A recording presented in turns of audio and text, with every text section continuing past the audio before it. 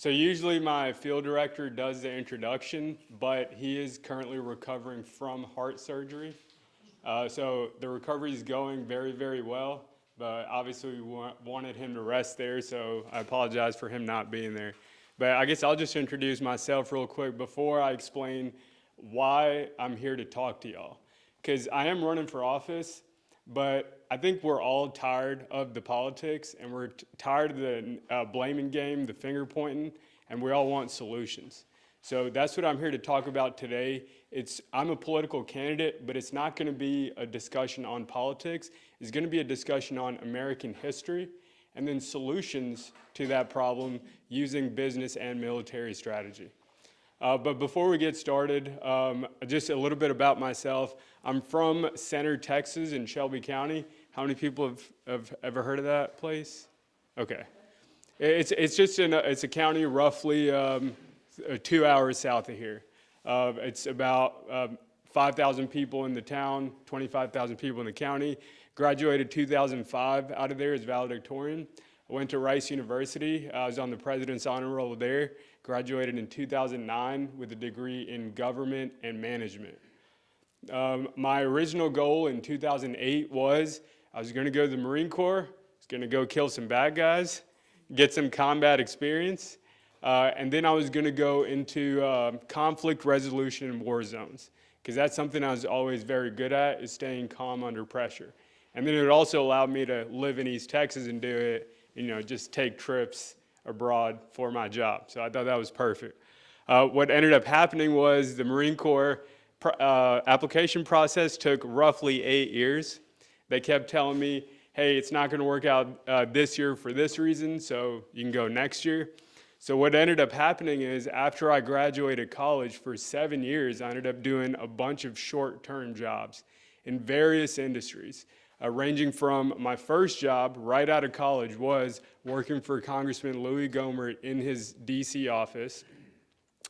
I only worked there roughly 5 months. I loved the staffers there. I actually still keep up with them. I had a great relationship with Congressman Gohmert, but I hated the culture.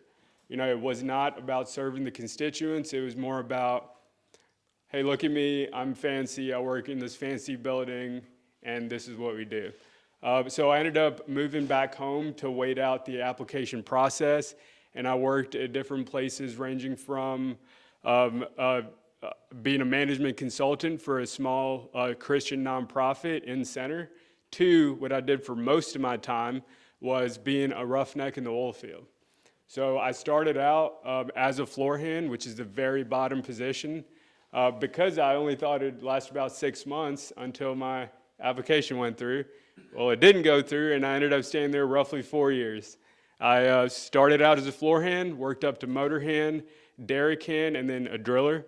And then for folks that aren't familiar with the oil field, the driller is the manager on the ground. So that's the person that operates the roughly $25 million oil rig and runs the crew to ensure that these 3 to 4 mile deep wells get drilled. So me and my guys, we drilled multiple oil and natural gas wells all around Texas and New Mexico. And then in 2015 was when that layoff happened. And so in 2016, I finally got into the Marine Corps. And I was in there, got in 2016, I got out last year, so 2020. I was a Marine artillery officer, graduated on the commandant's list during officer training. And during my time there, I was stationed in Camp Lejeune, North Carolina. I was an officer directly in charge of day-to-day strategic planning and operations for units. My smallest unit was 36. My biggest unit was like 105, 108, something like that. And then I also assisted in planning strategy for battalion-size units, which is roughly 600-700 people. And so I got out last year, and the main reason I got out was the Marine Corps is everything I expected. It was amazing. And the Marine Corps is not a political place, okay? I remember having one political conversation the whole time I was there. But it is understood that here in 2020 or 21, the fight is no longer abroad, it is here at home. And I know 6 Marines personally, whether they were on active duty or reserves now, that are either planning on running for office or are running for office currently. Because we see the direction that these self-interested career politicians have taken our country down, and it's unacceptable. And that's the main reason I'm running is we all know the problems, okay? Everyone knows the problems, but what are the solutions? And that's what you're gonna hear today is I'm gonna present a solution to you. This talk takes roughly 15 minutes. And then I want most of it to just be an open discussion. So if y'all, feel free to kick tires in to try to poke holes in it, whatever you think. This is the only reason I'm running is because I think there's a specific, practical, and simple way we can get our country back to conservative values and back to being a conservative nation like we've always been. Okay, so that's what we're calling the plan. That's what I'm going to present to you today. And if you like it, you don't like it, please let me know why it won't work. Our campaign promise remains. If a single person can tell us why this is not the best plan, practical plan they've ever heard to get the culture back for conservatives, we're going to stop the campaign and return all unspent donations. Okay? So that's the reason we're running. And unless there's any other questions, I'm just going to dive right on into it. Good deal. Okay. So, people think politics are very complicated, but it's really not. Politics at the end of the day is just people, right? Just like business at the end of the day is people. Just like military strategy at the end of the day is people. So with politics, the root cause of every dysfunction we're seeing across the country now, the root cause is the fight between the Democrat Party and the Republican Party in the House of Representatives, okay? Not the Senate, not the presidency. The media makes it worse, but the root cause is this toxic relationship. And so the best way to understand where we may be headed as a country, because I know I have a lot of friends of different career backgrounds that are very worried about the way we're going, is think of their relationship between the two parties exactly like a toxic relationship between a couple. Okay, so we'll take a marriage. So when you first get married, everything's fine and dandy, right? Everyone gets along.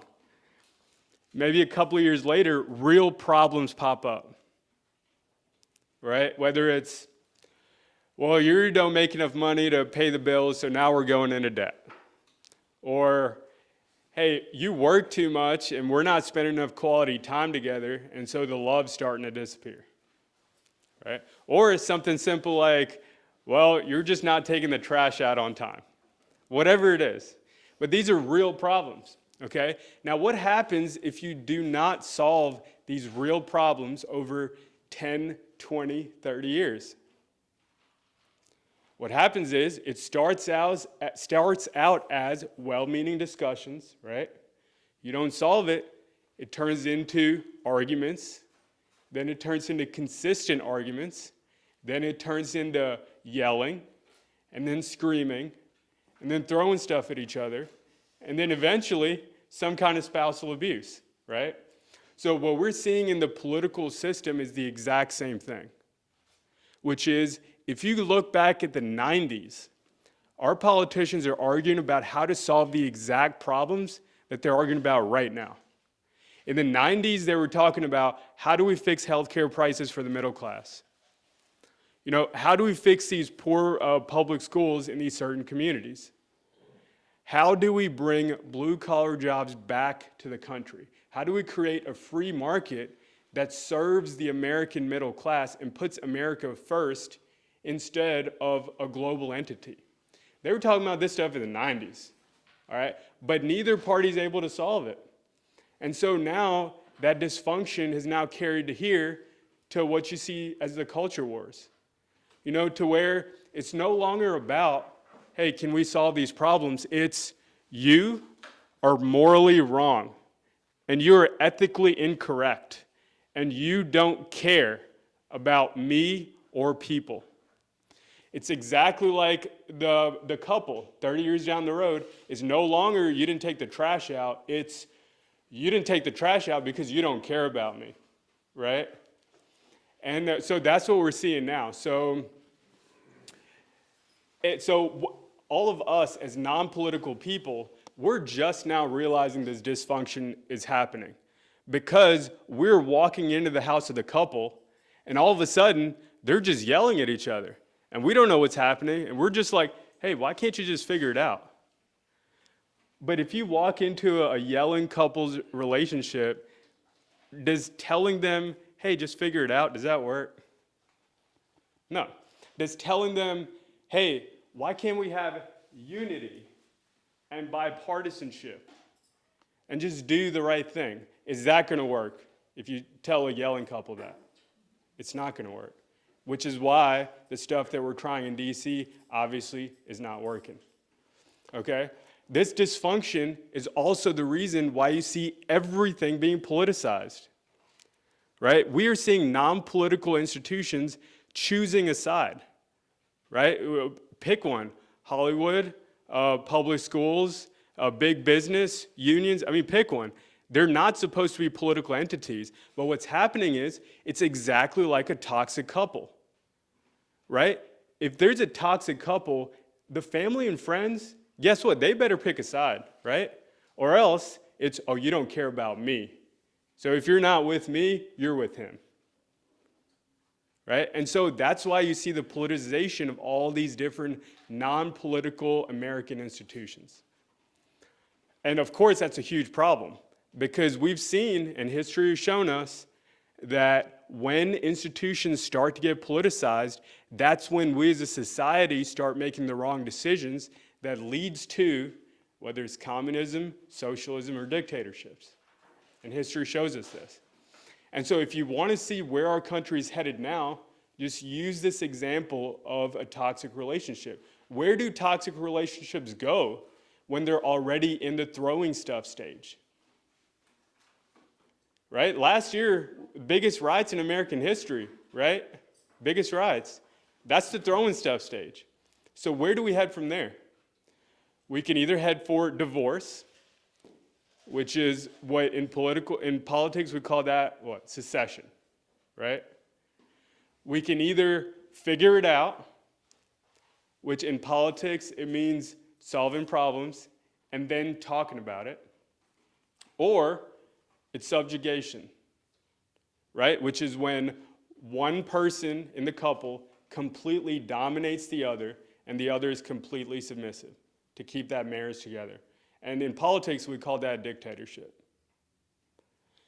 So that's where we're headed. And, you know, me, myself, I've never paid attention to the media or politicians. I've been conservative my entire voting career, my life. All my values are conservative because I was brought up in a very small town in East Texas. It just feels natural. But I never listened to anything media or politicians say. It's only last year when I realized serious economists and historians are now flashing that warning light and being like, hey, we need to do something. That's when, to me, it got serious, okay? So I'd like to stop right there. I think as everyone in business knows, the number one issue in problem solving is figuring out what the actual problem is, okay? So I'm gonna stop right there. I'm gonna open up the floor. The next two parts is a solution and then a path from problem to solution. But right now, I'm just gonna open up the floor. I think this is what the problem is. And I believe the path forward is one person in that couple has to calm themselves, figure out how to solve the underlying problems, whether it's getting a new job or whatever. And once you fix the underlying problems, then you can move forward. So in our case, the Republican Party needs to get it together, figure out how to fix middle-class issues, and once you do that, we win over the love of the middle class, and that's how you get a conservative country back. So I'd like to pause right there, open it up for questions, comments, whatever. One thing that I was wanting to ask you was, do you have any one pet peeve project that has gotten under your skin that you would like to try to take care of and fix, or at least address? You're talking about in DC? Yes. Oh, I mean, there's a ton. I mean, every... I understand. Yeah. I know there's a ton, there's no doubt about that. Right. But is there just any one thing that you would like to begin addressing to see if you can get that changed? I mean, this is what I want to address, and I'm going to explain exactly what I would do to do that. Because let's keep in mind, okay, Congress is a swamp, and everyone knows it. The people in Congress know it. In fact, if you get elected right now, go talk to any congressman, and they will tell you that even the congressmen don't have power. It's like the top 5, 10 people in Congress, you know, like McCarthy and his friends. They decide what bills get on the floor. They decide what gets voted on. So any solution we come up with, it has to work with that understanding. You know, it has to work with the understanding that it is a complete political swamp run by special interests, and it does not work for the middle class. So any strategy we come up with has to take that into account. And what we're about to talk about next will. As far as your specific question, I mean, stuff that really bothers me is the term limit thing. You know, and I think there's a specific way to achieve term limits working from outside of Congress. You know, and another big thing is the federal debt. You know, I mean, everyone knows the issues with the federal debt. The question is, what do you solve? How do you solve it? You know, and I think what I'm about to propose is a practical solution to solving that. So any other comments, questions? The next part, I think, is the most important part, which is what is the solution to this gridlock? What's that? Okay, good deal. Sir? What are you proposing? Absolutely, yeah. So obviously solving gridlock is an extremely complex problem. It's been happening since the 90s, right? So the analogy I like to use is a football game. Because there's no more bipartisanship, okay? We just need to throw that out the window. The understanding needs to be that it is a contest, okay? You can pick a football game, you can pick a war, whatever it is. I like football game because most people understand that. And what we have to do as conservatives is we have to use conservative values to score touchdowns for the middle class problems. If we can do that, then the audience, right, the middle class, you got your diehard fans for each team, right? But you got your 40% in the middle, the independents. If we can score touchdowns for the middle class, then the independents will now start cheering for us. They will love us. And once we win their hearts, that's how we win on conservative values, like the importance of faith as being foundational to every society, like the importance of family and community being central to our society and not the federal government, right? Like, is America a good country by nature, or are we based on evil and slavery? All these social issue questions, we're never going to win by arguing through reason in the mind, right? Because they're value-based questions. The way we win on those questions is we have to score touchdowns for the middle class, and then they're going to love us, and they will look to conservatives for the answers on these abstract social issues. Okay, so here's the main question. Why can we not pass health care?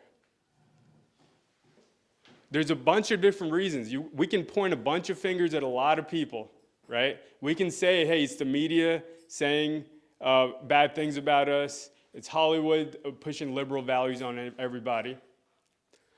But the main reason the conservatives cannot pass stuff like health care or education or blue-collar jobs is we have a defensive strategy. Okay? We're good at stopping or slowing down the crazy stuff the Dems want to do. Socialism, Green New Deal, socialized medicine, whatever. But when we get the ball in our hands and it's time to score touchdowns for middle-class priorities, we can't do it. And it's because we have a defensive strategy. Okay? And a great example is what happened with Obamacare. Repeal and replace Obamacare, sorry. So you have a new quarterback, right? Trump. He's excited. He wants to do things for the middle class. The Congress people, the rest of the football team. They're excited too, because it makes them look good if they can do this, right? But what ends up happening is because we don't have an offensive strategy, you get a new quarterback, everyone gets in a huddle, and Trump says, hey, this is the play we're going to run to score for healthcare, repeal and replace. And then someone else, and the congressman is like, well, we tried that 15 years ago. Can we try this instead? And then a third congressman is like, yeah, but I think that might not work with this group, so let's try this instead. Right? So you have arguments inside the team huddle, and so by that time the game clock runs out, and we don't know what play we're going to run to repeal and replace Obamacare. So here's a question for you. How many people here know what we wanted to replace Obamacare with? Please raise your hand. Okay, so not a single person. And I talked to hundreds of conservatives across East Texas, activists and business people. No one knows. I mean, I didn't know until last year. And that is a huge problem, right? If the voters don't know, if conservatives don't know what we want to pass, how are we going to pass it? The conservative movement is not 200 conservative elected politicians in D.C. It's the millions of conservatives across the country. And you have to be able to fight and win that argument with your liberal friends for that pressure to accumulate throughout society and pressure D.C. Okay? So what's the solution? And this is all I'm proposing. It's very, very simple. Right now we have a defensive strategy, right? We are known as the party of small government, correct? I propose we just do a rebranding from the party of small government to the party of local government. And that's it. All our policies are exactly the same. All we're doing is rephrasing our slogan. And what that does is, to your average person that knows nothing about politics, it tells them what Republicans want to do, not just what we're against. Okay, everyone knows what we're against, but what do we want to do? And if we're the party of local government, we explain that like that. Does that make sense? So I'm going to stop here in about 2 minutes, and we'll take questions. This concept works for pick an issue. About 80% of issues, we already believe in local governing. Look up the 2016 Republican platform. Control F the word local. It shows up a dozen times. So if we want to fix healthcare, education, the federal debt, welfare, border security, the solution is we believe in local control of all these things. So I'll just use one quick concrete example before I open up the floor. And we'll use, what should we use? We'll just use repeal and replace Obamacare, right? So repeal and replace Obamacare passed the Senate by, who knows? Sorry, it failed the Senate by 1 vote, okay? Passed the House, failed the Senate by 1 vote. Why? There's a lot of different answers to this question. I think most people will say it is, well, the mainstream media painted this bill out to be, well, that's just Republicans trying to save money on their taxes, and they don't care who they hurt in the process, whether it's poor people or sick people or whoever. Does it matter if it's true or not? It doesn't, right? Because you're moderate voter in Arizona, right? That mom that votes, that cares, but she has a job, she has kids, and she cannot keep up with the day-to-day politics. So in her head, she's thinking, well, I like that they're trying to save us money, but I don't know if I'm okay with folks getting hurt because of it, right? So if your moderate voter, that's what's in their head, then your moderate senator is not going to vote for it. And so it failed by 1 vote. So now, what is the solution to that? And that's what I'm proposing. What if we were known as the party of local government across the country? Now, how we explain what we want to do on healthcare is very, very simple. We want to return to a free market on the national level because everyone agrees, even liberals, that the free market keeps the prices lowest for the middle class and the most options for everyone. No disagreement there, right? But our Achilles heel is, what do you do with the folks that can't afford it? Now our answer is very simple. Block grants to the states. You let the local governments handle it. All the money that Obamacare currently gives to Medicaid and all the money that Obamacare currently gives to insurance subsidies, straight to insurance companies, we take that, you give it as block grants to the states. No strings attached, and the states can devise whatever programs they see fit to help their own people. And I didn't come up with this. This is what was in the repeal and replace bill.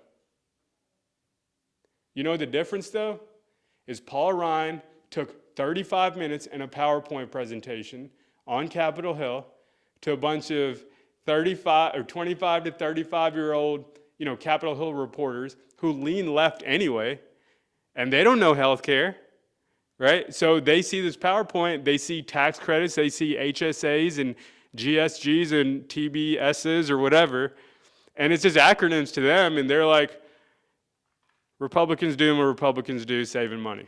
And that's it to them, right? But if we're the party of local government, how we explain that is so simple. That's all we want. Back to a free market, national level, block grants to the states. And this is what Republicans have believed for a long, long time. In fact, Reagan tried to pass this exact same thing. Back to free market, block grants to the states, but he never had a Republican Congress to do it with. Okay? So that is doable now, but the difference is we need this offensive strategy because now how you explain what we want to do to your average person is so, so simple. Does that make sense? Okay. I just have one last point, okay? We know that DC is a swamp, right? We know that they're run by special interests. So how do you go around that problem? It's just like a football player. Politicians have special interests. They have big money, right, that distract them from doing their job. Well, football players have that too. But we call it ego, greed, pride, laziness, right? These are all special interests that pull the football player away from doing their job. So what do good coaches do? They make sure that everyone knows what play this lazy person is supposed to be running. So if the whole team knows, if all the coaching staff knows, if the entire crowd looking on knows that this lazy player is supposed to be running 30 yards forward and then turn and catch the ball, then what is that player going to do? He may not perform. He may not. But most likely, he's going to think in his head, well, everyone knows, so I better get it together for this one play. Then I can go back to sitting down and working with special interests and whatever. And this is how, and lobbyists are okay with this. I have friends that are lobbyists in DC right now, okay? And they understand that their politicians, if there's crowd pressure, the politicians have to vote what the voters want.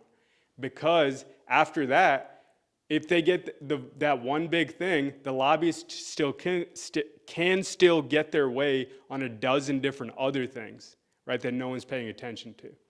So that's the key, is if we want these people to act in our interests, we have to simplify. And we have to simplify so much that your average person knows exactly what we want to do on education, healthcare, et cetera, et cetera.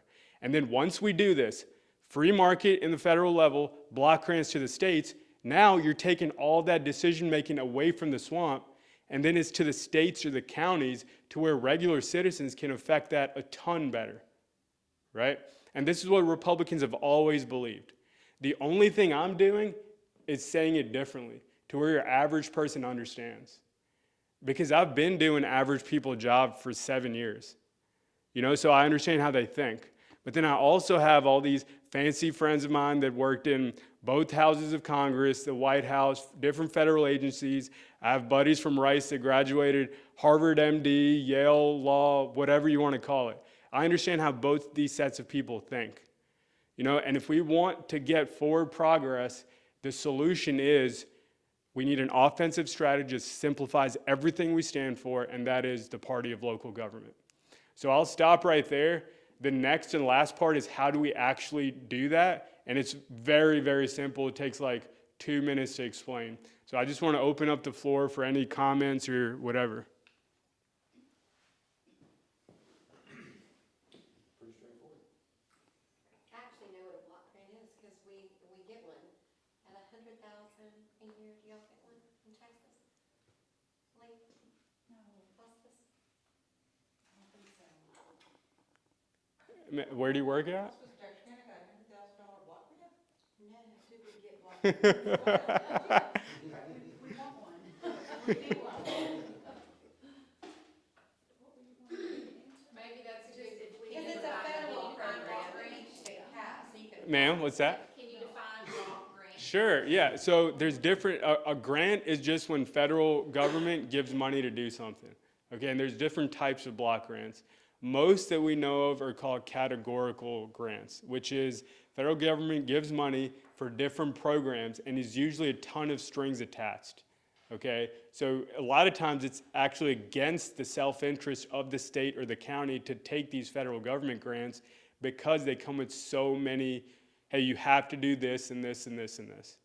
But a block grant, which is what Reagan proposed, it's literally no strings attached. It is complete faith in the state or local government to, hey, you can use this pot of money to work on anything related to education or healthcare or whatever.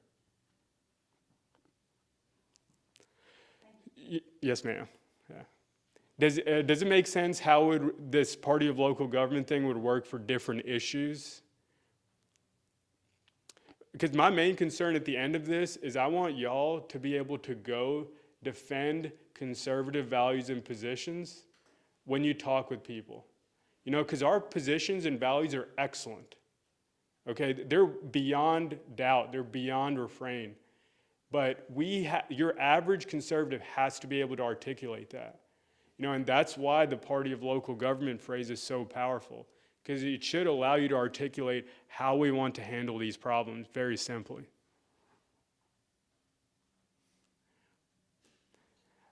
Okay, well, I'll just bring up one more thing, which is welfare. Because I know a lot of conservatives are concerned with that, rightfully so. Because we know the way the welfare system is run, which is it's technically through block grants, but the federal government has a ton of strings attached and a ton of waivers to where it's really, the states don't really get to do what they want to.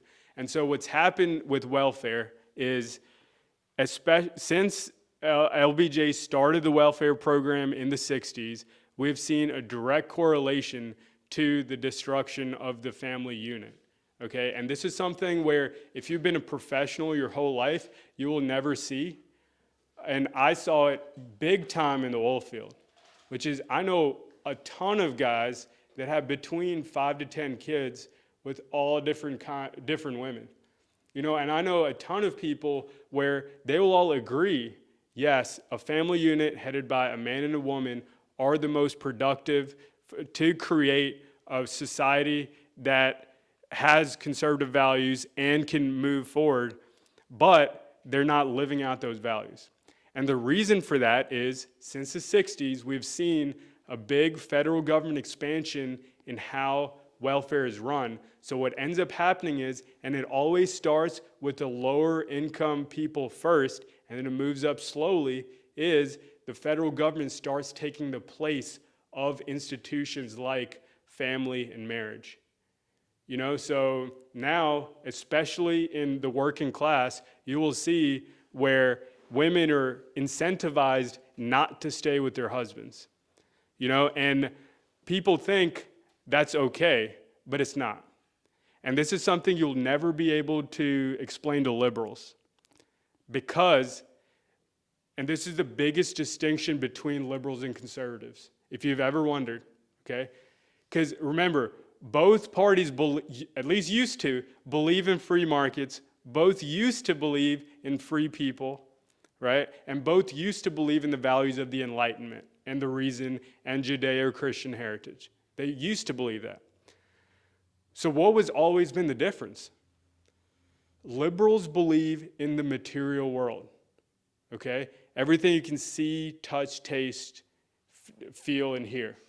Conservatives believe there's an inner spiritual world inside all of us, that consists on ideas like honor, integrity, faith, self-discipline, courage, work ethic. And we believe if we have a society that makes people develop their inner spiritual world, the material world would take care of itself. Right? Liberals they can't believe this. Not liberals, but liberalism, right? They can't believe this. This is why they're okay with tax redistribution. Because if there's no such thing as an inner spiritual world, then yeah, you should just be able to move money around, right? It doesn't make a difference. This is why liberals are okay with welfare, because it feeds a person materially, but it destroys them spiritually, right? And so what is our solution as conservatives if we believe in a society that aims for virtue? We have to make sure these welfare programs are done at the most local level possible. So what has been suggested by most conservative think tanks and economists is do that at the counties, right? Because right now the federal government basically runs welfare. And so what happens is it's done by policies and procedures and checklists. So all it takes is when you go and apply for that welfare money, you just have to basically lie for about 30 minutes to your case manager. And as long as you hit the checklist, you're going to get that money. And that is now creating a weakening of the spirit, which started out at the lower classes in the 60s, right? Is now working its way throughout society. And if we want to solve that, we should bring decision-making on welfare to the county level. Because at the county level, the county judge can get together a board of whoever he thinks is best, and you can decide person by person, right? Does this person actually need help? If they do, sure, let's give them, depending on the situation, right, 6 months here of help. Or is this someone that has been brought up in generational poverty and they're not any close to interested in actually fixing themselves? Well, we should probably cut them off, right? But what Republican politicians have been doing for decades is just talking about how welfare is bad and we need to get rid of it, but they can't do it. And it's because they're trying to go from 100 to a 0, which is no welfare, right? Community-oriented everything, which is, of course, where we should be. But instead of going from 100 to a 0, go to 50 first, right? What do you think independents would say if we said our solution for welfare is block grants to the counties? Independents understand that. That makes sense to them. And handling it the most local level possible is how you can ensure that we stay close to these abstract values and principles that we know are important for day-to-day living. And it works for every issue. I'm going to stop talking. I'm tired of talking. Anything else? I appreciate your candidness and what you've talked with us about. I believe that we need more politicians or candidates like you to try to address the situation in D.C. and at a local basis as well. I think all of us here understand what you're trying to accomplish. And I know I myself wish you the best of luck in this future endeavor of yours and in your candidacy. And I'm sure everybody here does as well. Does anybody else have any questions for Mr. Toller.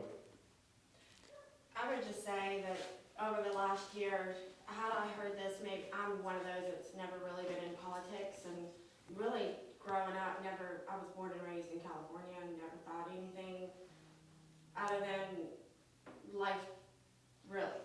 So in the last couple of years, I would say I've really paid way more attention than I ever have in my whole life. And if you paid attention to anything last year to this year, I think even if the simplest person wasn't in politics, they are. Like you're saying, everybody's taking a choice or picking one of those couples. But I also think that you have a great strategy. I just see a lot of people coming to Texas or a lot of people going to Florida because really what you're saying is what's already being done. And if you're paying attention, everything you're saying is being done. So locally, we are making decisions on whether we're going to wear masks, whether we're going to have COVID units that naturally address some things rather than sending folks to hospitals. I think also that those governors over those two states are very clear about their stance and about freedom like you're talking about. And I think at the end of the day, we understand way more than we used to before on that. So I think that this simplifies it. I like the way that you broke it down. Even because our kids are paying attention to politics, my kids are paying attention. And It's I'll weird. go back to saying I'm 41, never once did I pay attention, and I have teenagers paying attention. And teenagers having political conversations in school. And we never did that growing up. No, It wasn't even on our mind. That's on right. our mind, what's going on Friday night. that's right. And now we're thinking, do we have to wear a mask on Friday night? And so I think that now that people have to make a decision and they have to pay attention because you're going to lose everything if you don't, we haven't really fought for anything in a long time. And it was a history repeating itself, which I think a lot of people understand too. But with what you're saying, I can see that other states, if that's what they want, this liberalism, they will move to those states that allow them to have that. And the conservative states, I can see, because it's already happening, businesses are moving their entire infrastructure to the states that will cater to the things that they want to have. And so, go for it. At least it simplifies what you're saying. Right. Yeah, and you brought up an excellent point, which is you already see the localism already starting to happen right across the country. In fact, America First, Trump's slogan, that is what it's about. You know, bringing back control and leadership to local levels so they can lead the country forward. Because our founders called the states the laboratories of democracy. Because you can't just make arguments and say, oh, that sounds good, let's try it at the state level. Okay? Because state level decision making has to be practical. It has to be grounded to reality. And if it's not going to work, they're going to know it very quickly. They can't just print their way out of bad decision making. You know, so, and I will say one more point, which is exactly what you're talking about, is we already see it happening right now. You know, we as conservatives know there's a rhythm to life, right? And there's patterns and pendulums of history. And it's human ego to think that we can fight against that pendulum of history. So, and that's what we're seeing now, which is 1932 was when FDR first got elected as a response to the Great Depression, right? Since then, that pendulum has been swinging towards bigger government, replacing the central institutions of America like family and community and faith. That's why for all of our living generations, you see faith and family decreasing more and more and more because that pendulum keeps swinging, and it has been. But what we're seeing now is that pendulum is finally to the end, okay? There's nowhere left for the pendulum to go. And the news media and Marxists are basically making up lies to make sure the pendulum keeps going the same way. And independents see this, right? And they're not okay with it. And so now it is our job as conservatives to now go on offense because our momentum is now with us. You know, that's why we were on defense for so long, because we had to be, because the momentum is against us for 90 years. And now it's already going in our favor, right? It is now our jobs to allow and move with that pattern of history by going on offense as a party of local government, and it's already going to happen. It just takes human action now to make that happen. So, Let's give Good deal. AD a hand. thank you all. We want to thank you very much for coming today, and you have some very great ideas. We all want to wish you the best of luck in this endeavor, and more power to this man. Let's give him a hand. Appreciate it. Thank you very much. All right, thank you all.